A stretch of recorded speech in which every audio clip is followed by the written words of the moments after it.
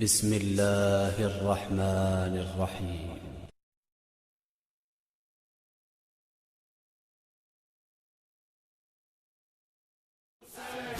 حسین ایام حسین ایام حسین ایام حسین ایام حسین ایام حسین ایام حسین ایام حسین ایام حسین ایام حسین.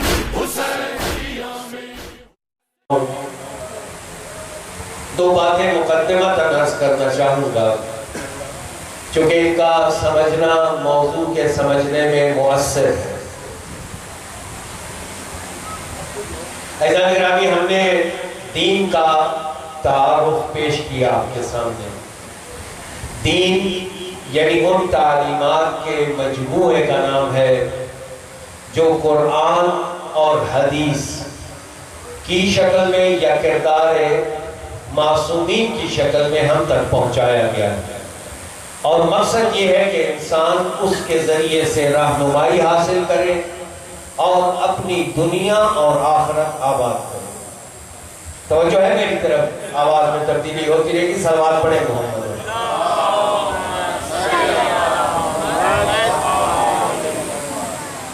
عزیزان گرامی، احساس یہ کیا کہ تاریخ ذرا مشکل ہوگی،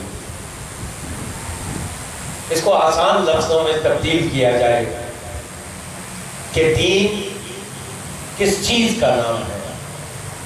اگر نہایت سادہ لفظوں میں دین کی تعریف کرنا چاہوں تو دین نام ہے آپ کی زندگی گزارنے کے طریقے کا.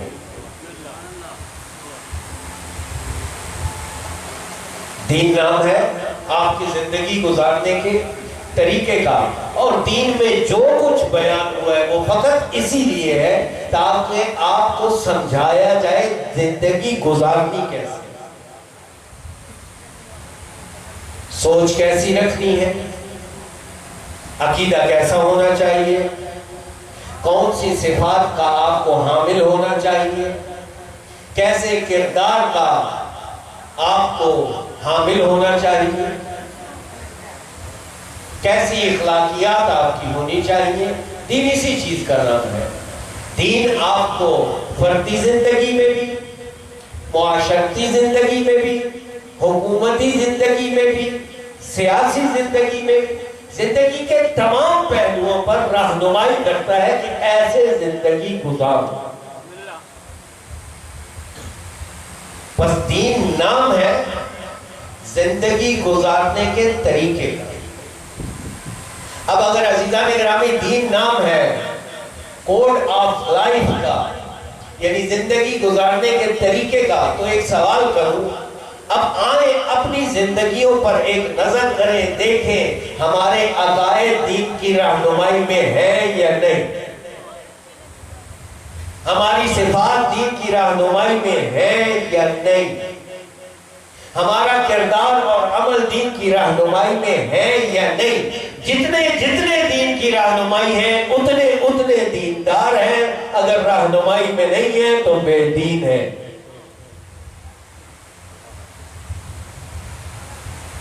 چاہے جتنا مرضی بڑا بورڈ کے اوپر لکھوا لے میں مسلمان ہوں، میرا عقیدہ جب تک مسلمان والا نہیں ہے میں مسلمان نہیں ہوں، میری اخلاقیات جب تک مسلمانوں والی نہیں ہے میں مسلمان نہیں ہوں، میرا عمل جب تک مسلمانوں والا نہیں ہے میں مسلمان نہیں ہوں. یہی تو فرمایا نا کہ کافر اور مسلمان کے درمیان فرق کیا ہے. رسول اکرم اسلام سے کسی نے پوچھا، فرمایا نماز. اگر نماز پڑھتے ہو مسلمان ہو. نماز یہاں پہ عنوان علامت ہے ایک عمل کے. اگر عمل کرتے ہو تو دیندار ہو، اگر عمل نہیں کرتے ہو بے دین ہو. جس قدر عقائد، صفات اور عمل دین کے مطابق ہے اسی قدر مسلمان ہے. اب یہ ہر ایک کا اپنا کام ہے کہ تنہائی میں تھوڑی دیر بیٹھے اور سوچے کہ میرے افکار کس قدر اللہ کے کلام سے لیے ہوئے ہیں اور کس قدر معاشرے کی رسوم و رواج سے لیے ہوئے ہیں. میرے آگے سے بھی کالی بلی گزر جائے، صحیح میرا عقیدہ بن جاتا ہے آج کوئی نقصان ہو گیا پتہ لگا کہ قرآن کا تو نام ہی نہیں ہے یہاں. بلیاں گزرنے سے کچھ نہیں ہوتا. یہ شعور لینا شرک ہے. آئے بیٹھے ذرا غور سے دیکھیں اپنے آپ کو کہ میرے عقائد میں کس قدر قرآن سے مطابقت ہے اور کس قدر قرآن سے دور ہے، کس قدر فرمان آل محمد کے تابع ہے، کس قدر فرمان آل محمد سے دور ہے. جس قدر میری فکر، میری سوچ فرمان اور کردار اور عمل آل محمد سے دور ہے، اتنا ہی میں بے دین ہوں.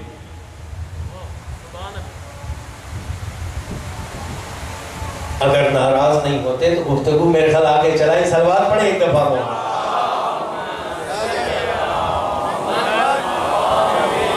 اذان گرامی ساری گفتگو ایسی نہیں ہے، لہذا بیٹھے رہیے، تھوڑی دیر برداشت کریں. لیکن یہ حقیقت ہے. صحیح ابھی میں ایک طالب علم ہوں دین کا، گھر بنواتا ہوں، گھر کے باہر بورڈ لگا دیتا ہوں سید خاور عباس تقوی LLB.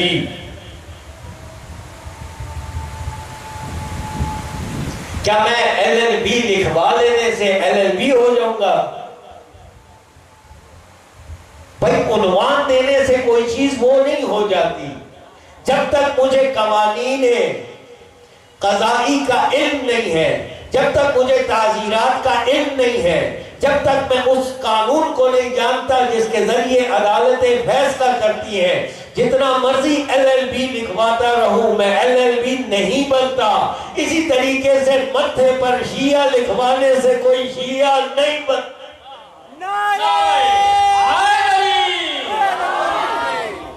صحیح امامہ پہن لینے سے، عبا پہن لینے سے کوئی دیندار نہیں بنتا. ممبر پر آ جانے سے کوئی دیندار نہیں بنتا.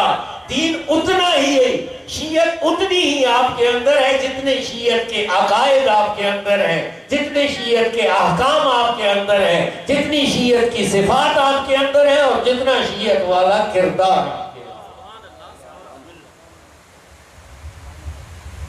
صحیح علی سے ملتا جلتا کردار ہے تو شیعہ ہے، مگر نہ سائن بورڈ تو لگا ہوا ہے گھر کے باہر شیعہ علی ابن ابی طالب. لیکن مولا امام رضا کے بقول بعض دفعہ ہمارے شیعہ ہمارے لیے باعث توہین بنتے.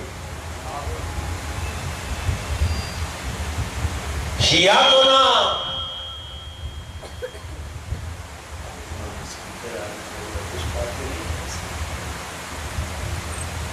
کونو لنا زینن، اے ہمارے شیعوں کونو لنا زینن، ہمارے لیے باعث زینت بنو. ولا تکونو علینا شینن، ہمارے لیے باعث ننگ و عار نہ بنو.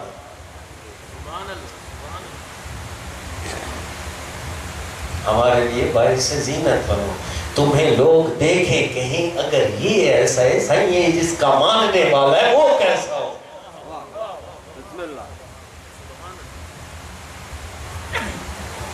مولا امام صادق علیہ السلام سے کسی نے پوچھا صحیح شیعہ کسے کہتے ہیں؟ کہتے ہیں جاننا چاہتے ہو ہمارا شیعہ کون ہے؟ کہا ہاں صحیح بتائیں آپ کا شیعہ کون ہے؟ کہا 1,00,000 کی بستی میں، 1,00,000 کی بستی میں وہ شخص کہ جس کے بارے میں کہا جائے سب سے زیادہ عبادت گزار یہ ہے، سب سے زیادہ سچا یہ ہے، سب سے زیادہ عادل، وہ ہے شیعہ علی ابن ابی طالب.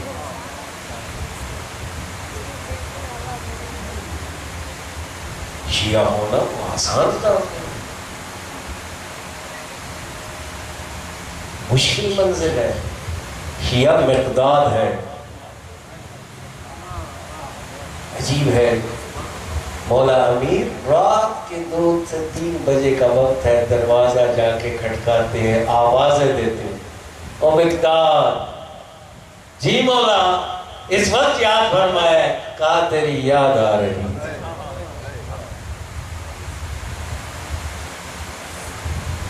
مزہ تو تب ہے نا جب وہ کہیں یہ ہمارا شیعہ۔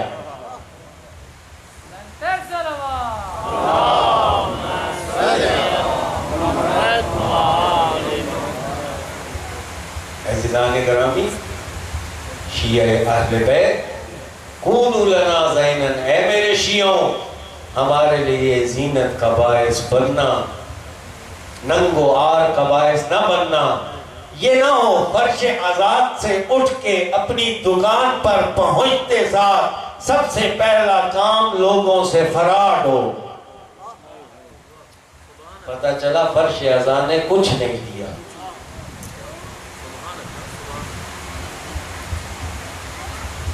آپ فرش آزاد کے پیغمبر ہیں، یہ جو یہاں آ کر بیٹھتے ہیں اور جمع ہوتے ہیں، آپ پیغام لے کے جانے والے ہیں۔ آپ بتاتے ہیں جو فرش عذاب پہ جا کے بیٹھے وہ ایسا ہوتا ہے۔ اگر فرش عذاب پر آنے کے بعد بھی جھوٹ اسی طرح قائم دائم ہے، پس پتہ لگا حسین کی سچائی سے آپ نے کچھ نہیں لیا۔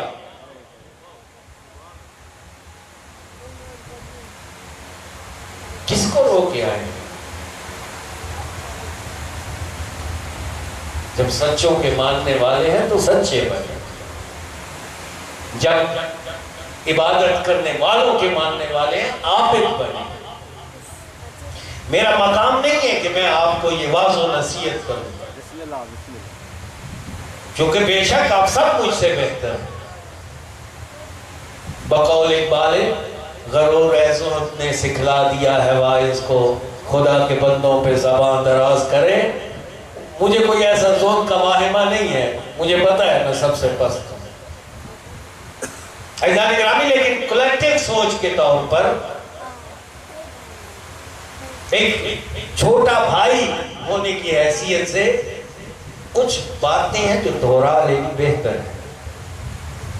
زندگی کی تیزی اس قدر زیادہ ہے کہ ہمیں اپنے شب و روز میں یہ بازار الجھا لیتا ہے، اور جب انسان کو یہ اپنے اندر الجھا لیتا ہے بندہ بھول جاتا ہے آیا کہاں ہے، کرنا کیا ہے، جانا کہاں ہے، تیاری ہے یا نہیں۔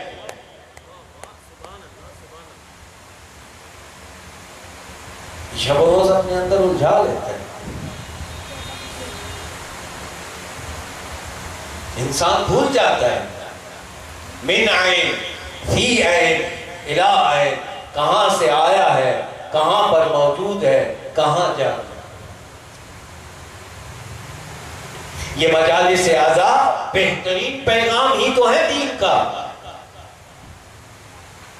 یہ یہاں پر آنے والے کو اگر دیندار نہیں بناتی، پتہ لگے گا مجلس اپنے مقصد کو پورا نہیں کر رہی، کیونکہ یہ مجلس کربلا کا تسلسل ہے۔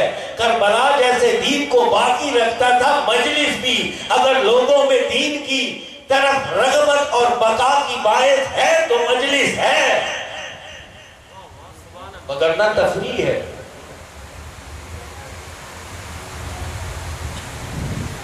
عزیزان گرامی، یہ کوئی ذہنی تفریح کی جگہ نہیں ہے جہاں ہم اکٹھے ہوں، چار واہ واہ کریں، دماغ ہمارا فریش ہو پھر گھر جائیں۔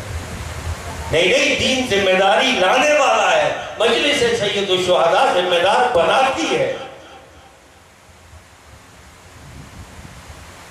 یہاں آنا ذمہ داری چاہتے ہیں۔ خیر، گفتگو کہیں سے کہیں نہیں کر گئی، ایک صلوات پڑھے بلند آواز۔ اللہم صلی اللہ۔ بس عزیزان گرامی، دین نام ہے زندگی گزارنے کا طریقہ۔ اب دیکھیے جتنی زندگی فرامین اہل بیت کی روشنی میں گزر رہی ہے، اتنے ہی دین کا، جتنی ان سے دور ہے بے دین۔ ضرورت ہے اس چیز کی کہ اپنے اوپر تنہائی کچھ وقت نکالیں، اپنے لیے نکالیں۔ زندگی بہت زیادہ مصروف ہے، انسان نہیں نکال پاتا وقت اپنے لیے۔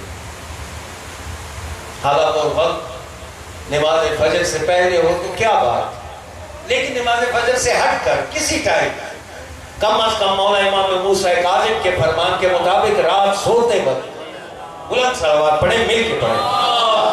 صلی اللہ محمد آل محمد۔ یہ ایک احسان آپ کے ساتھ کرتے ہیں اور پتہ نہیں لگنے دیتے آپ پڑھ بھی رہے ہیں یا نہیں، کبھی خاموش ہو، بلند صلوات۔ اللہم صلی اللہ محمد آل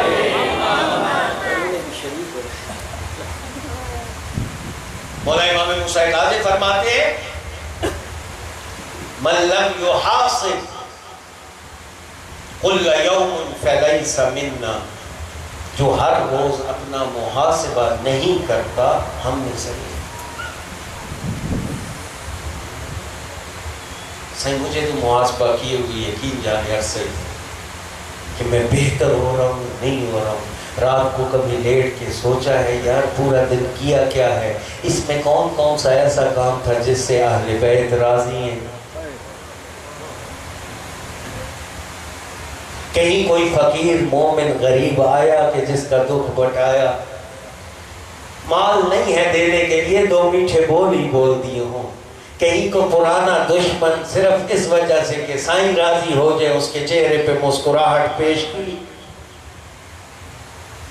کہیں خدا کی خاطر فقر پرانے روٹھے ہوئے کو راضی کیا، کہیں دو لڑے ہوئوں کے درمیان صلح کی کوشش کی، کہیں عبادت کو جیسی ٹوٹی پھوٹی ہے آپ نے وقت پر انجام دیا، محاسبہ کرے گا، کیونکہ زندگی تو وہ ہے جو تیزی سے گزر رہی ہے۔ عزیزان گرامی، مجھے یہ جو جوان بیٹھے ہوئے ہیں ان کو اس چیز کا شاید احساس نہ ہو، لیکن وہ جن کی داڑھیوں میں کچھ سفید بال آ گئے ہیں ان سے پوچھے اس سفیدی کے آنے میں وقت کتنا لگا ہے،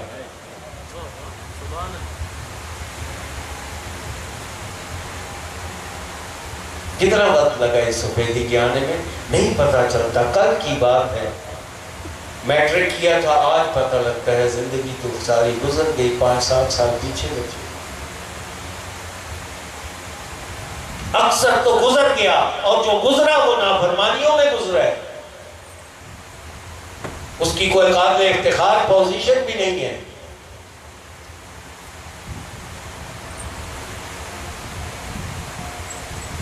ایسے نہیں ہے، طاقتیں آہستہ آہستہ ختم ہو رہی ہیں، کبھی ہم وہ تھے جو سمجھتے تھے کہ ہمارے جیسا پہلوان ہی کوئی نہیں ہے، جیسے جیسے عمر ڈھل رہی ہے زبان کا زور ختم، کمر کا زور ختم، بازوؤں کا زور ختم، وہ جس پہ ناز تھا وہ سب کچھ چلا گیا، حافظہ کمزور پڑ گیا، وقت نہایت تیزی سے۔ جناب نوح نے کتنی عمر پائی؟ 950 سال قرآن نے ان کی تبلیغ کے ذکر کیے ہیں،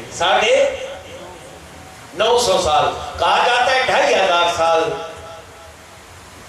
جناب نوح جو ہے وہ زندہ رہے۔ اب عزیزان محترم ذرا توجہ کیجئے گا، 2500 سال زندہ رہنے والے نوح نبی سے کسی نے آخری وقت یہ پوچھا، اے نوح نبی اللہ، یہ جو 2500 سال گزارے ہیں تو کیسا محسوس ہوا ہے، کتنا وقت لگا ہے؟ کہتے ہیں لگتا ایسے ہے کمرے کے ایک دروازے سے داخل ہوا ہوں دوسرے سے نکل رہا ہوں، وقت اتنا ہی لگا۔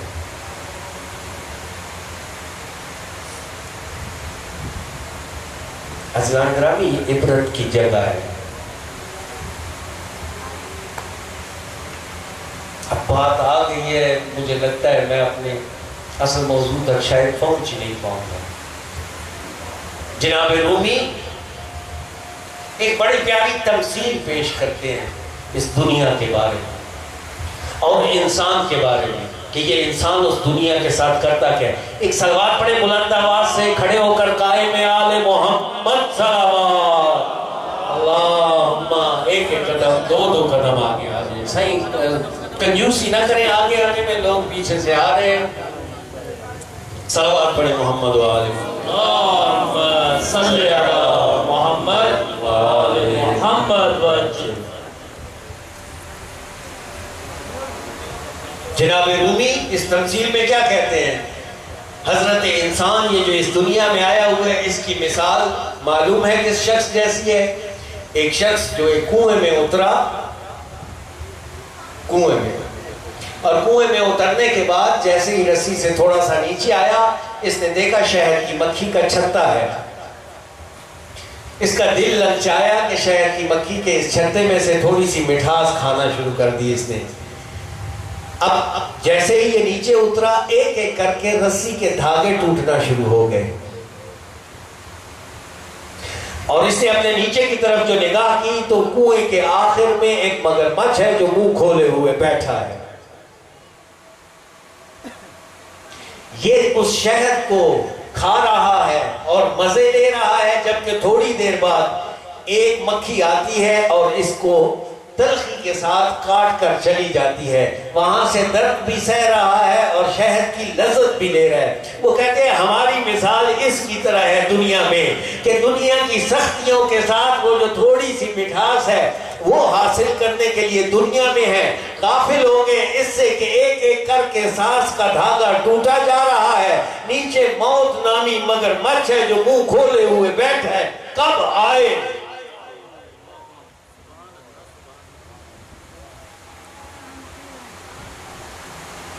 کب آئے؟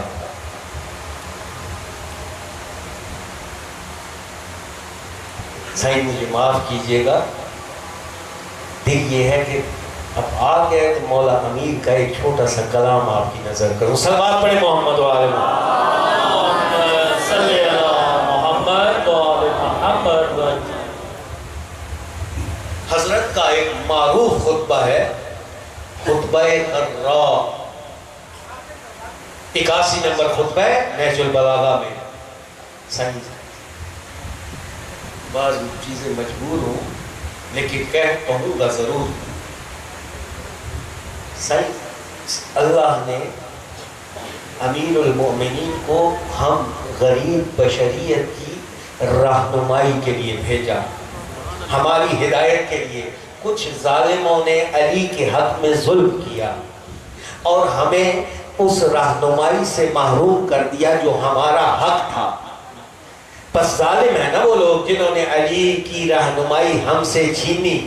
کاش ہم علی کی سرپرستی میں پلتے، آج بشریت یہاں نہ ہوتی، کہیں اور ہوتی۔ لیکن میں ایک سوال کروں، بس وہ جو علی کی رہنمائی ہوتے ہوئے اس سے رکنے یا روکنے کا باعث بنے، وہ ہے ظالم۔ تو مجھے یہ بتاؤ، علی کا نہج البلاغہ مارکیٹ میں یا ہمارے گھر کے طاق میں پڑا رولتا رہے، ہدایت کا خزینہ علی جیسے عاشق کا خط ہمارے پاس موجود ہو، لیکن ہم ایک دفعہ زحمت کر کے یہ نہ دیکھیں علی نے لکھا کیا ہے۔ وہ جو ہادی ہدایت کے لیے آیا ہے اس سے آپ نے کتنی لی؟ جس کا مقصد ہدایت تھا اس سے ہم نے کتنی ہدایت کی؟ وہ ظالم نہیں، ہم بھی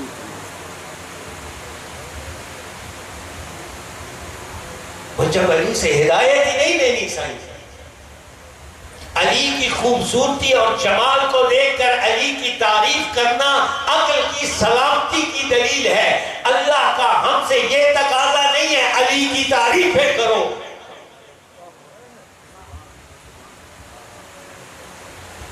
ناراض تو نہیں تھا صحیح؟ ہم سے قطعاً یہ تقاضا نہیں ہے علی کی تعریف کرو، ہم سے تقاضا ہے علی سے محبت کرو، کیونکہ جب تم علی کے عاشق ہوگے اس کے پیچھے چلو گے، جیسا علی خود ہے تمہیں علی بنائے گا، لیکن اسے بنائے گا جو چلے گا۔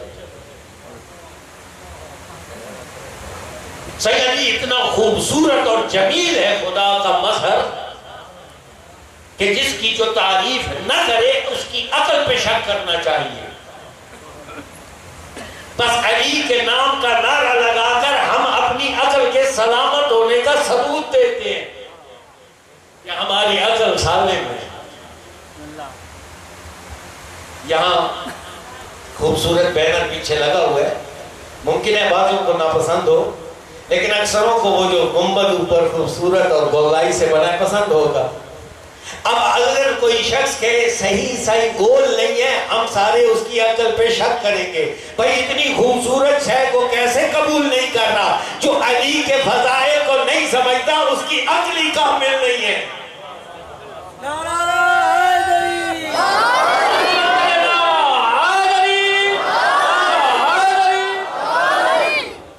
اس کی عقل ہی سلامت نہیں ہے، کیونکہ جسے علی جیسی خوبصورتی نظر نہیں آتی پھر اسے آتا نظر کیا؟ اصل مسئلہ یہ نہیں ہے کہ علی کے نام کے نعرے کتنے لگائے، اصل مسئلہ یہ ہے کہ علی کے پیچھے کتنا چلے۔ صحیح ہماری مثال پتہ ہے کن لوگوں کی طرح ہوتی ہے؟ بعض اوقات ان لوگوں کی طرح ہوتی ہے جو ووٹ آنے سے پہلے نعرے کسی پارٹی کے لگاتے ہیں، ووٹ ڈالنے کی باری آتی ہے کسی دوسرے کو ڈال کے آتے ہیں۔ یعنی نام تو علی کا لیں، نعرے تو علی کے لگائیں، لیکن عمل ہمارا کسی اور سے ملتا ہو۔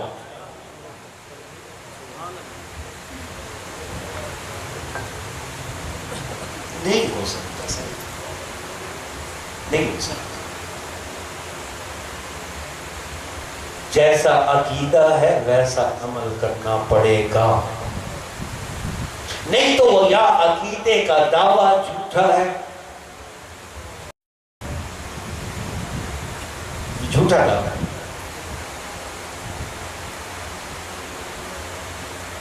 وہ جو محبت کرنا جانتے ہیں ان سے جا کے پوچھے، محبوب کی مرضی کے خلاف صحیح قدم نہیں اٹھتا۔ پھر محبوب ہمارا ہو علی جیسا، بھئی کیسے اس کی مخالفت میں قدم اٹھے؟ بس یہ جو قدم اٹھ رہا ہے نا کہیں نقصان ہے، یا وہ محبت کم ہو گئی ہے رفتہ رفتہ، اس کو بڑھانے کی ضرورت ہے۔ عزیزان گرامی یہ دنیا جانے والی ہے، پلک جھپکیں گے گزر جائے گی۔ یہ جو سفید ریچھ بیٹھے ہیں ان سے پوچھ لیں کتنا وقت لگا یہاں تک پہنچنے میں۔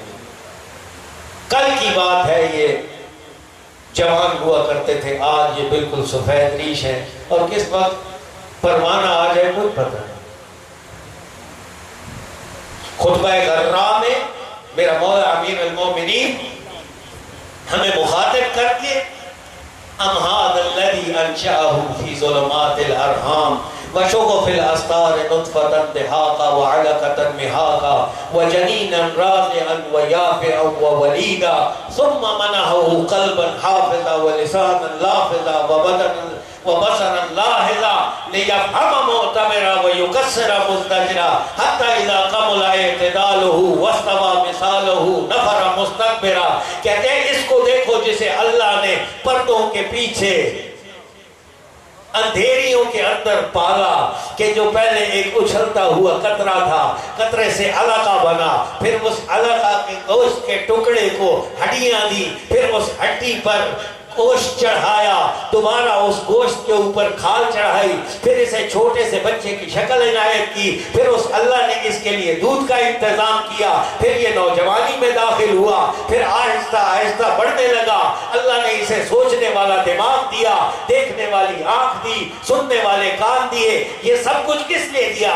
یہ وہ ہے جو حضرت نے گنوائے، کئی ایسے ہیں جو نہیں گنوائے۔ آنے سے پہلے سورج کی تپش کا انتظام کیا، تیرے لیے سمندر کی لہروں کو جوش عطا کیا، ہواؤں کو ٹھنڈک عطا کی، موسم کی تبدیلیاں عطا کی، محبت کرنے والی ماں عنایت کی، شفقت کرنے والا باپ عنایت کیا۔ یہ سب کچھ میرے پروردگار نے نعمتوں کا ڈھیر لگایا، یہاں تک کہ تیری قوت کو کامل کیا، تجھے پوری طرح جوان کیا۔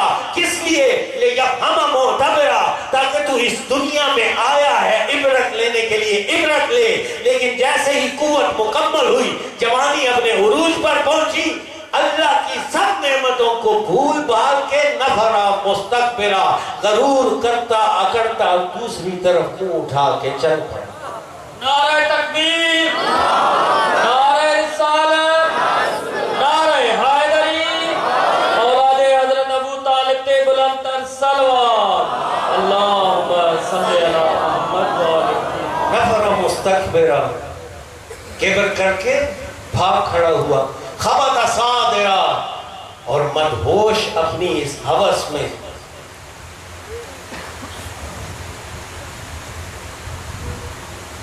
मातहन फी गर्ब हवा, अपनी ख्वाहिशात नफसानी के डोल भर भर के निकालने में लग गया। अज़ीज़ान ग्रामी, ये अमीरुल मोमिनीन के आला जुमलात का हर हर लफ्ज़ वज़ाहत की ज़रूरत है, लेकिन मैं इस लफ्ज़ की वज़ाहत करके सिर्फ चाहूँगा खुतबा सुनाऊँ हज़रत का। हज़रत फरमाते हैं मातहन, मातह अरबी लफ्ज़ है। जिन्होंने पुराने कुएं देखे हैं जिनकी पुली नहीं होती थी, बुजुर्गों ने देखे हैं, बच्चों ने तो अभी नहीं देखे, पुली के बगैर कुएं होते थे। ऐसे कुएं में जब डोल फेंका जाता है और पानी निकाला जाता है तो ख्याल रखा जाता है, निकालने वाला पूरी तवज्जो डोल के ऊपर रखता है। किस वजह से? इस वजह से कि अगर थोड़ी सी भी गफलत की, बराबर बाजू रख के ना उठाया, थोड़ा सा आगे पीछे हो गया, डोल दीवार के साथ टकराएगा, पानी नीचे बह जाएगा। इस हालत को कहा जाता है मातहन, यानी पूरी तवज्जो से डोल भर के निकालना। जब अल्लाह ने इसे सारी ताकतें दे दी, एक तो गरूर करने लग पड़ा, अकड़ने लग पड़ा, और फिर अपनी ख्वाहिशात और अपनी हवा और हवस के ढोल पूरी तवज्जो से भर भर के निकालने।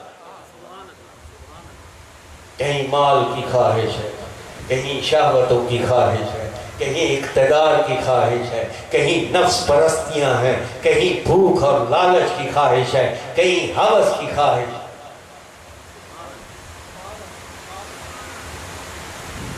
हर एक शय के सामने इसने सजदा करना शुरू कर दिया। ये एक सजदा जिसे तू समझता है कि ना 1000 सजदों से देता है आदमी को निजात। परवरदिगार ने ये जो सर जमीन पे रखने का हुक्म दिया है ना, इसलिए कि ताकि तुझ पर तेरी हुकूमत हो, न ये कि तू अपनी हर हवस का गुलाम बनकर उसके सामने सजदे करता है। 1000 सजदों से देता है आदमी। ये आशिक और माशूक की मुलाकात नमाज, ये महबूब और मुहिब की मुलाकात नमाज, ये नमाज फटीक नहीं है, ये नमाज गुफ्तगू का नाम है, ये नमाज प्यार भरी बातों का नाम है। ग्रामी, इसको मुझे बयान नहीं करना, आगे बढ़ूंगा। हज़रत फरमाते हैं मातहन फी गर्ब हवा, जब सब कुव्वतें दे दी तो डोल अपनी ख्वाहिशात के भर भर के निकालने लग पड़ा। कादिहन सायन दुनिया, इसकी सारी कोशिशें अपनी दुनिया के लिए थी। ला यहतसिबु रज़ियतन वला यख्शउ तकियतन, न किसी डराने वाले का डर इसके ऊपर असर करता था और न किसी इंजार करने वाले, नसीहत करने वाले की नसीहत इसने हासिल की। फदहमत हो फी फजाअतिल मनियति फी गुब्बर जमामिही, इसी तरह इसकी जिंदगी गुजरती रही, ये मदहोशियों में मुब्तला रहा। वक्त गुजरता गया, फदहमत हो, अचानक आकर घेरा उन बीमारियों ने जो मौत में मुब्तला कर देने वाली थी। फिर हुआ क्या? फज़ल्ला सादिरा व बात साहिरा, इसके दिन गुजरे मदहोशी के आलम में, रातें गुजरी दर्द के साथ कराह कराह कर। फी तवारिकिल औजाए वल अस्काम, मुख्तलिफ किस्म के दर्दों ने परवरदिगार ने इसे मुब्तला कर दिया। ऐसे ऐसी तकलीफ कि जहां अपने गले का थूक जो निकाला निगलने के लिए होता है, वही गले का फंदा बन जाता है।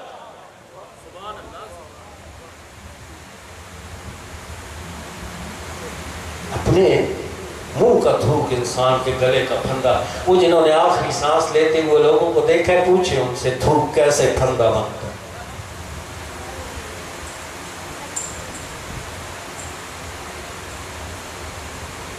वलमरउ, जब इसके ऊपर ये कैफियत तारी है, वलमरउ बैन अखिन शकीक, इस साइड मोहब्बत प्यार करने वाला भाई खड़ा है, वालिदिन शफीक, इस साइड पे प्यार करने वाला मोहब्बत करने वाला बाप खड़ा है, वदाइयत बिलवैल जज़ा, ऊंचा ऊंचा रोने वाली माँ इसके बिस्तर के किनारे खड़ी है। इस साइड देखो तो वल्लादिमत लिसद्र क़ल्क़ा, सीना कूटने वाली बहनें इसके लिए खड़ी हैं। लेकिन अल्लाह जानता है ये सारे इसके गिर्द तो खड़े हैं, कोई नहीं जानता इसका हाल क्या है।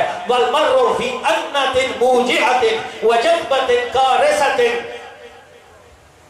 वसकरतिन मुलहिफतिन, ये सब खड़े तो होते हैं लेकिन لیکن مرد کی کیا حالت ہوتی ہے؟ سکرات کے موت کا کھچاؤ تناؤ اس کے اوپر جاری ہوتا ہے، شدید دردوں میں اس کو مبتلا کیا ہوتا ہے، تھکا دینے والی مشقت اس پر مسلط کر دی گئی ہوتی ہے۔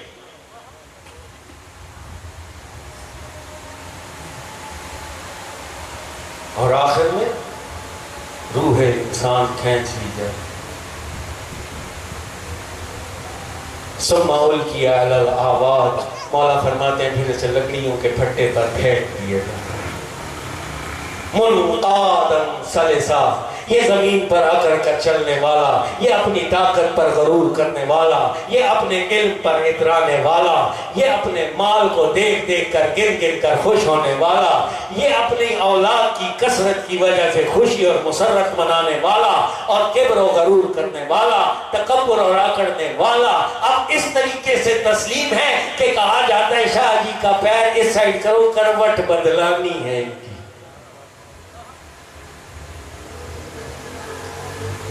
عجبت لابن آدم، مولا علی فرماتے ہیں مجھے حضرت آدم کی اس اولاد پہ تعجب ہوتا ہے۔ اولہ نطفۃ آخرہ جیفۃ، کہ جس کی ابتدا اس چھلکتے نجس قطرے سے اور آخر میں مردار ہے، پیٹ میں اپنے گوبر لیے پھرتا ہے، اکڑتا کس چیز؟ سبحان اللہ سبحان اللہ۔ محمد آل محمد بلند تر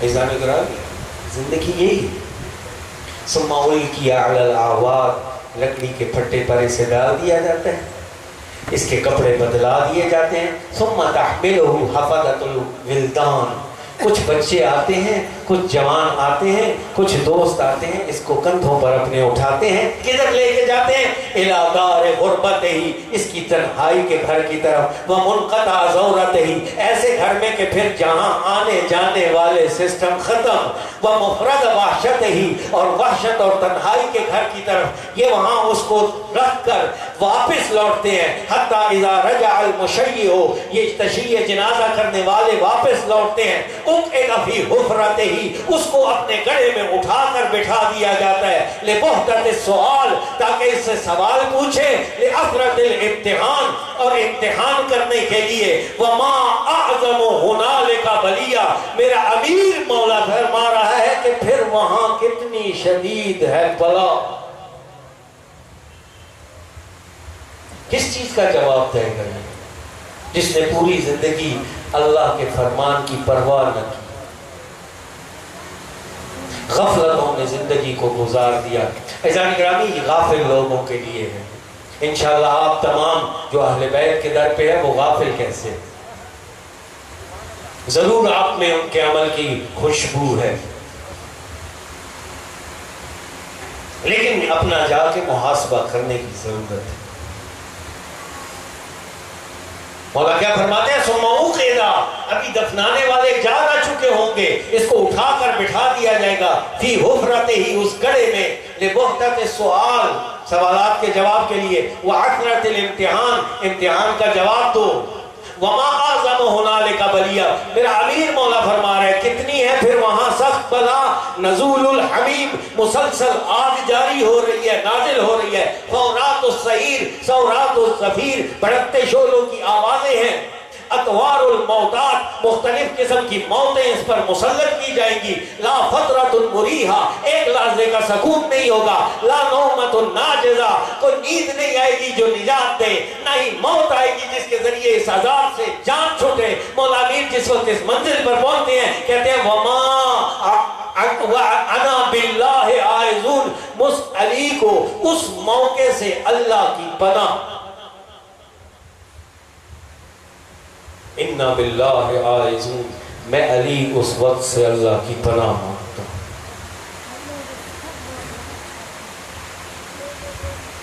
سختی کس قدر زیادہ ہے۔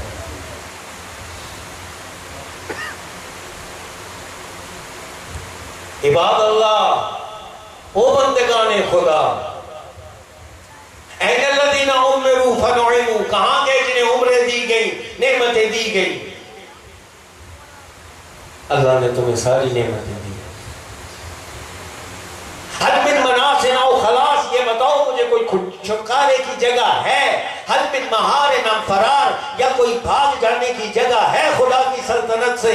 اگر نہیں ہے فَأَيْنَ تُصْرَفُونَ، منہ اٹھا کے کدھر چلے جا رہے ہو؟ فَبِمَاذَا تَقْدُرُونَ، کس چیز نے غفلت میں مبتلا کیا ہوا ہے؟ اِنَّمَا حَظُّ أَحَدِكُم مِّنْ هَٰذَا الْأَرْضِ قِيدَتَكُمْ، تمہارا حصہ جس کے لیے صبح و شام دوڑتے ہو اس زمین میں اسی قدر ہے جتنا تمہارا اپنا وجود، اور وہ بھی کیسے ملے گا؟ متعفراً علی خطہ، جب تمہارا رخسار منہ پر رکھ دیا جائے گا زمین پہ، یہ لے تیرا حصہ ہے، تو صبح شام دوڑا ہے نا اس کے لیے، یہ تیرا حصہ۔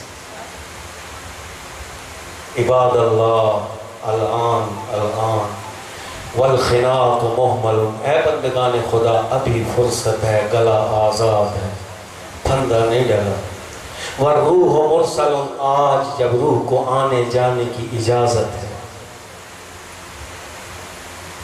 الان فی راحت الاجساد، آج جب جسم سکون میں ہے، بیماریاں ان پر مسلط نہیں کی گئی، آج عمل کر لو، آج توبہ کر لو۔ قبل الزنق والمزید، اس تنگ اور تاریک قبر کے وقت سے پہلے، قبل اخذت العزیز المقتدر، اس قدرت والے اللہ کی گرفت سے پہلے آج۔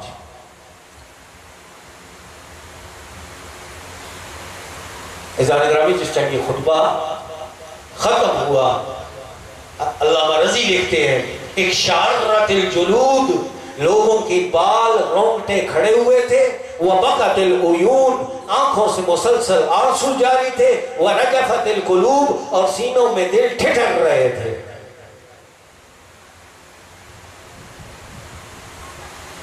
عزیزان گرامی، ایک سوال کا، صرف ایک سوال، صحیح یہ سارا کچھ تو مولا نے انشاءاللہ مزاج فرمایا ہے، نہیں مولا کو نہیں پتا تھا ہم آپ کے چاہنے والے ہیں، انشاءاللہ آپ کا نام لیں گے تو ٹھیک ہو جائے گا سارا کچھ، پوری زندگی بے عملی میں گزاریں گے اور امید رکھو کہ خدا معاف کر دے گا، پوری زندگی بے کرداری میں گزاری جائے اور امید رکھی جائے خدا معاف کر دے گا۔ میرا یہی مولا 150 نمبر کلمات کے ساتھ میں فرماتا ہے، لا تکن ممن یرجو الآخرۃ بغیر عمل، ان لوگوں میں سے نہ بننا جنہیں آخرت کی توقع ہے، عمل نہیں کرنا، امیدوں کے ذریعے آخرت بنی ہوئی، انشاءاللہ جسے ٹھیک ہو جائے گا، امیدوں سے نہیں۔ اچھی بات ہے، اچھی امید رکھے خدا سے، حسن ظن رکھے خدا سے، لیکن فقط امید نہیں ہے، عمل۔ مولا فرماتے ہیں الاسلام، اسلام ہے کیا چیز؟ هو تسلیم، اسلام تسلیم کا نام ہے، والتسلیم هو یقین، تسلیم یقین کا نام ہے، والیقین هو التصدیق، تصدیق کا نام ہے، والتصدیق هو الاقرار، اقرار کا نام ہے، الاقرار هو الادا، ادا کا نام ہے، اور ادا کس کو کہتے ہیں؟ هو العمل۔ جو سمجھتا ہے نا کہ میں مسلمان ہوں پہلے عمل دکھائے،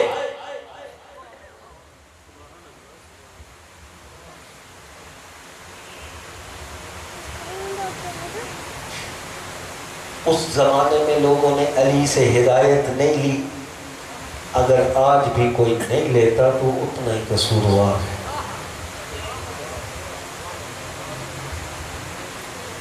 عزیزان گرامی، میں سوچ رہا تھا آج ہمارے معاشرے میں دین کی معلومات کا کس قدر رواج رہ گیا۔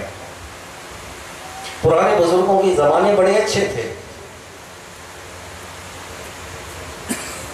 کیا ہوتا تھا ان میں دینداری کی بڑی گنجائش تھی، باپ پوچھنے والا تھا، استاد پوچھتا تھا، محلے کے بزرگ ٹوکتے تھے، بات سمجھاتے تھے۔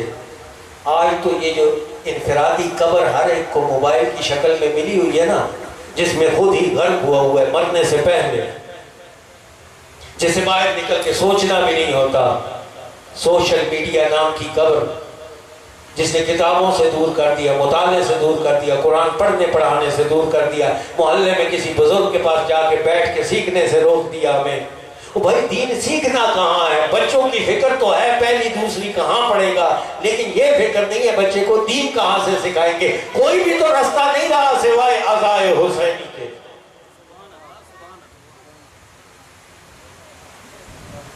اور اس دسترخوان پر بھی علم کے وارثوں کے چاہنے والے کہ جو پوری زندگی روتے ہی یہ رہے، جن کا حق بنتا تھا سٹیج پہ آنا انہیں سٹیج نہیں دیا گیا، جن کا ممبر پہ حق بنتا تھا بیٹھنا انہیں نہیں دیا گیا، جاہلوں کو دے دیا گیا۔ اس قوم کا تو حال دیکھو، ادھر علم کو رونے والے، جہالت کے ممبر پر بیٹھنے پر نعرہ اور شکوہ کرنے والے کے ممبر کا حال دیکھو آج کیا ہے۔ جہالت مسلط ہے، علم کہاں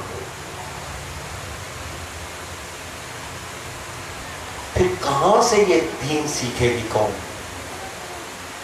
انصافاً بتائیں، آج آپ لوگ جو 30 سال سے مولا کے فرش پر آ کے بیٹھتے ہیں، کیا تربیت ہوئی؟ آپ 30 سال کے سے پہلے لوگوں سے زیادہ باحیا ہو گئے ہیں، آپ ان سے زیادہ عبادت گزار ہو گئے ہیں، آپ ان سے زیادہ تہجد پڑھنے والے ہو گئے ہیں، آپ ان سے زیادہ سچے ہو گئے ہیں۔ پھر 3 سال مجلس نے آپ کی تربیت کی کیا؟ تربیت تو تب کرتی نا یہاں سے کوئی تربیت کی بات ہوتی، درد ہے۔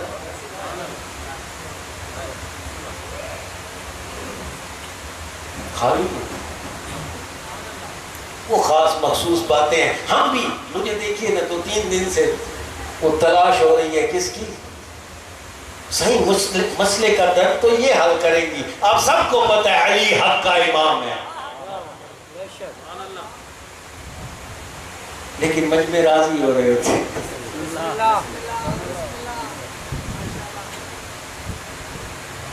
وہ جو بتانا چاہیے وہ غائب ہے۔ صحیح کل مجمع آتا ہو جائے گا صحیح، نہیں میں کل فضائل والی پڑھوں گا، صلوات پڑھے محمد و آل محمد۔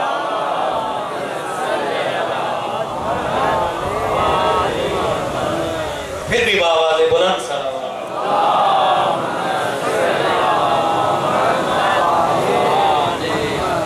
ایک دفعہ پھر بھی بآواز،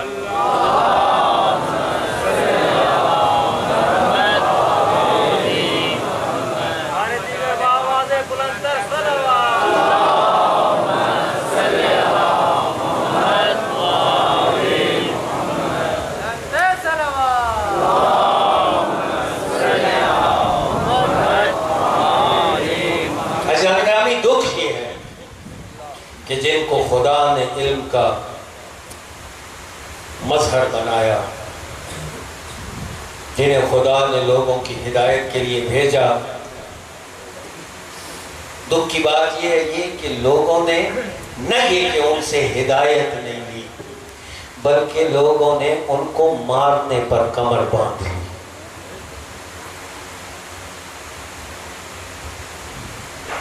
عزیزان گرامی، دل یہ ہے کہ محرم کے شہداء سے پہلے حسین کے اس سفیر کا ذکر کروں جو تنہائی اور غربت میں کوفے کی گلیوں میں مارا ہوا۔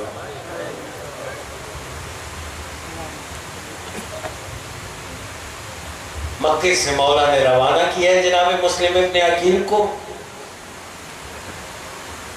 کوفہ کی جانب، اور ایک تحریر ساتھ لکھ کے دی، اے کوفہ والوں، اس سے زیادہ کوئی مطمئن فرد ہوتا میں اسے بھیجتا۔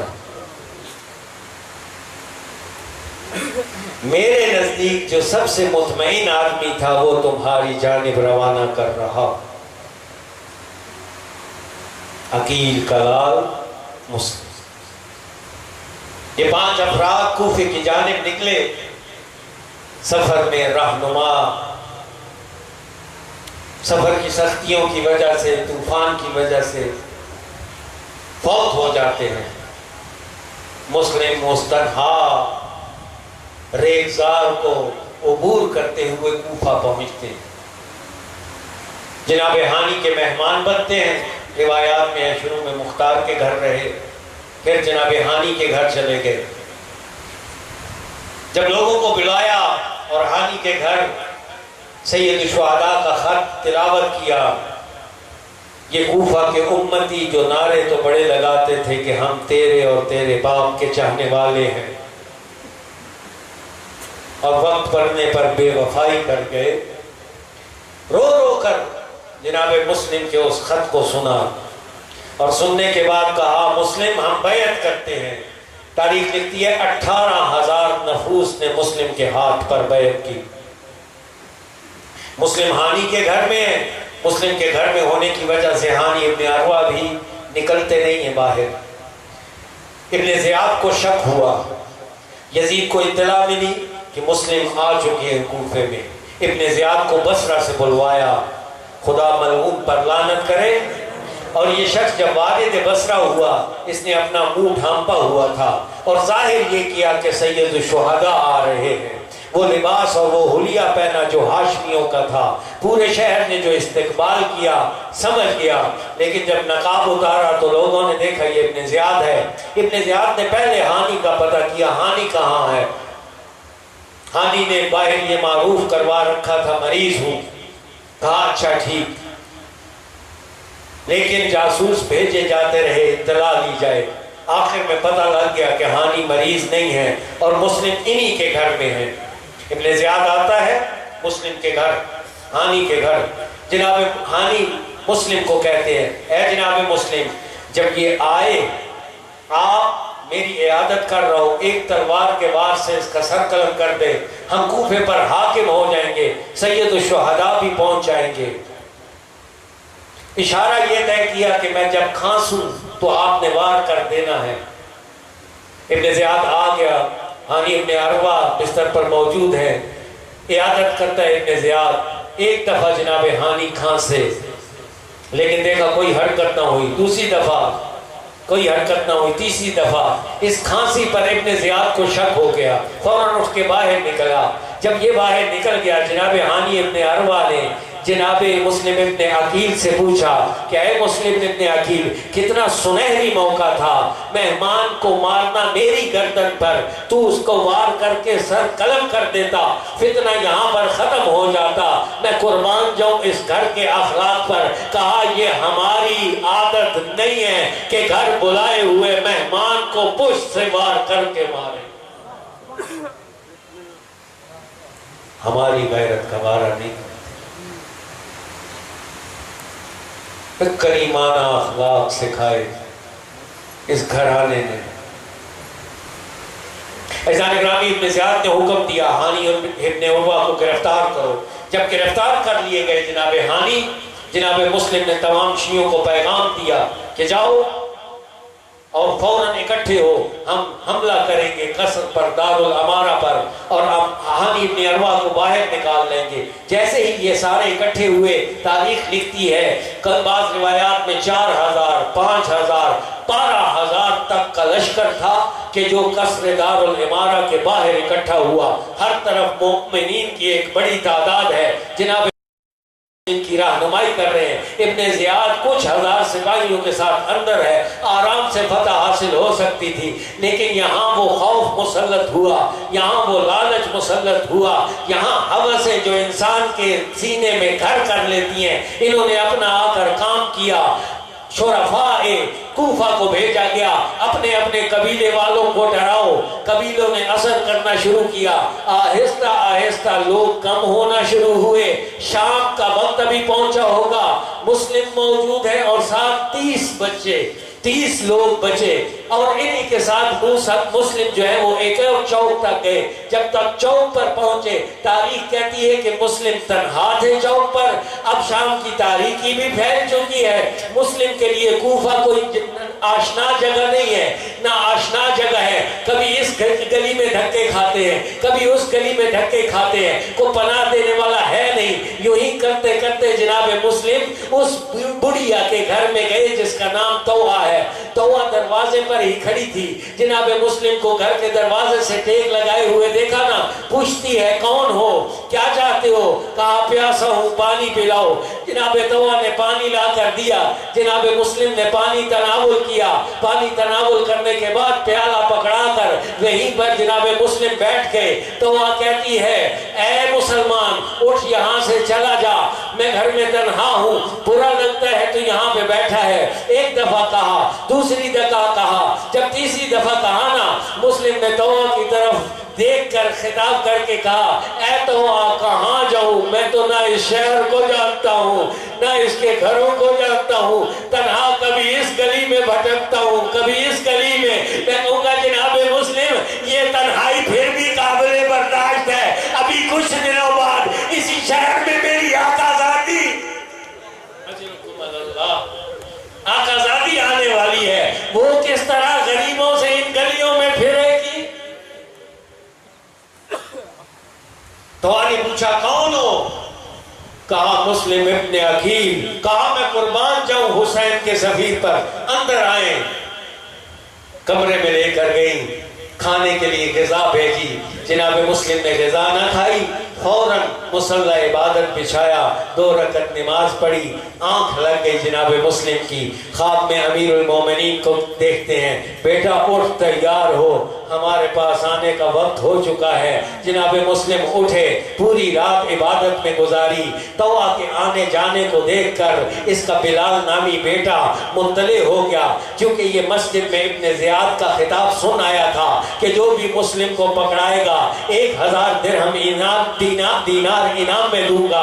صبح صبح جا کر ابو عبید اللہ ابن زیاد کے سپاہیوں کو اطلاع دی کہ مسلم تو ہمارے گھر میں ہے۔ اتنے میں 300 سپاہیوں کا لشکر طوا کے گھر کو چاروں طرف سے گھیرتا ہے۔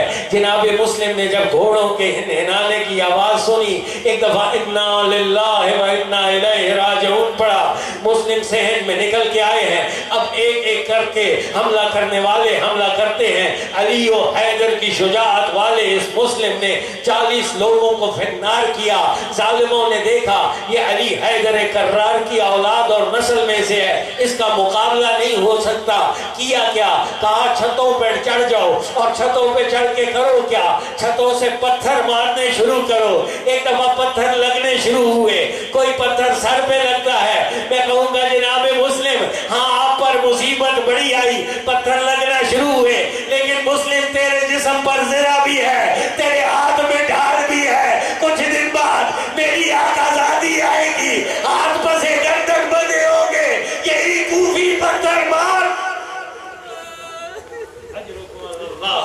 اجرکم اللہ، کوفی پتھر مارنے والے ہوں گے۔ ایک دفعہ ظالموں نے دیکھا کہ مسلم یوں بھی قابو نہیں آتے، آگ تیار کی گئی۔ جیسے ہی مسلم نے آگ دیکھی طوا کے گھر سے باہر نکل آئے، گوارا نہیں کیا کہ میری وجہ سے طوا کے گھر کو آگ لگے۔ گلیوں میں اس شیر نے مقابلہ شروع کیا، تھوڑی دیر مقابلہ کرتے، تھک جاتے، دیوار کے ساتھ ٹیک لگاتے، یہ ملائین پھر حملہ کرتے، پھر شیر آگے بڑھ کے حملہ کرتا۔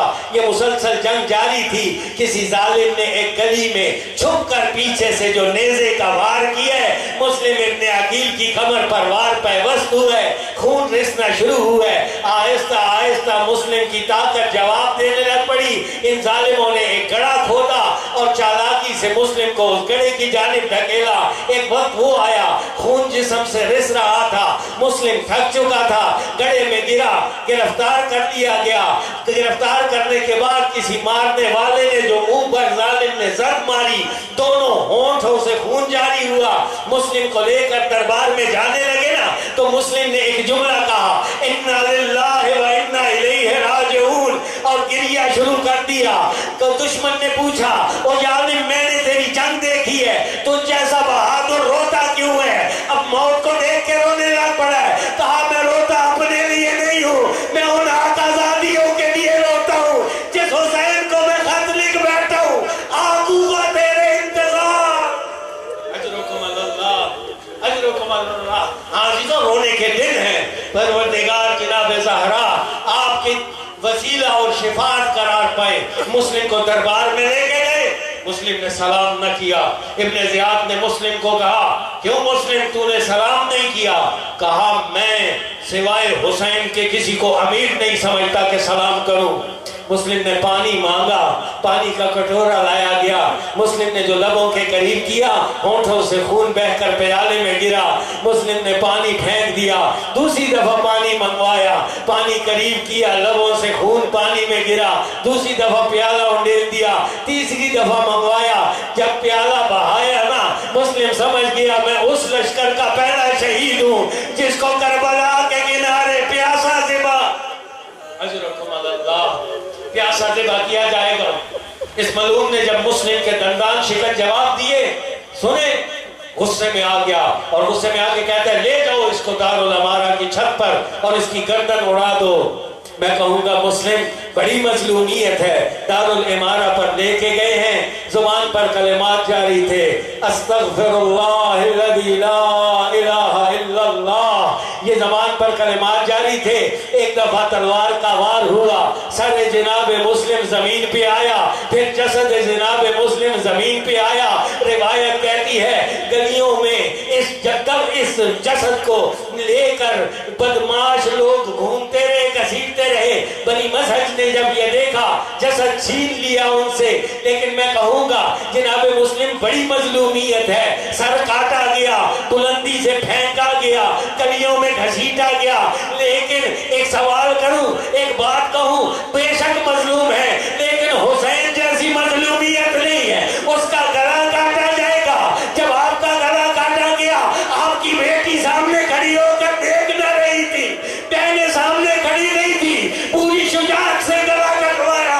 ہائے میرا مظلوم حسین, کاٹنے والے ضربے مارتے ہوگے, بہن کہتی ہوگی نہ مار.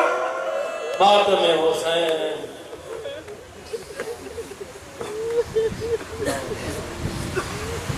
انجمن پاسبان ابو طالب سے گزارش